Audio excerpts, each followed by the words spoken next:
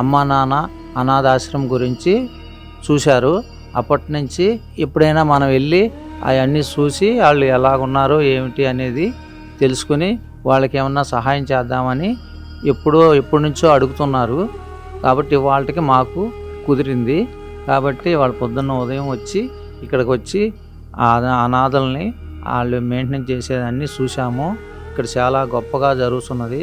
ఇప్పుడు వచ్చిన కాడి నుంచి ఇక్కడ చాలా మంచిగా జరుగుతున్నది.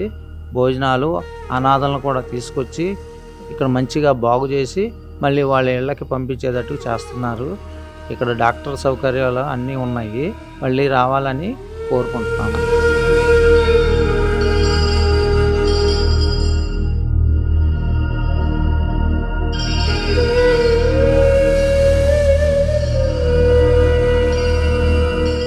అమ్మా నాన్న అనాథ ఆశ్రమంలో జీవిస్తున్న అభాగ్యుల అన్నదానానికై తోచిన సాయం చేసి ఈ నిర్భాగ్యుల ఆకలి తీర్చి వారి కన్నీళ్లు తొడవండి.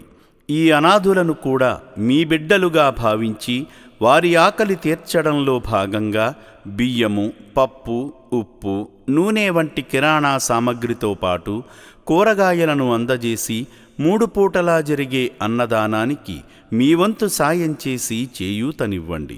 పూటకు 600 మందికి అన్నదానం చేయడమంటే ఎంత కష్టమో తెలియంది కాదు.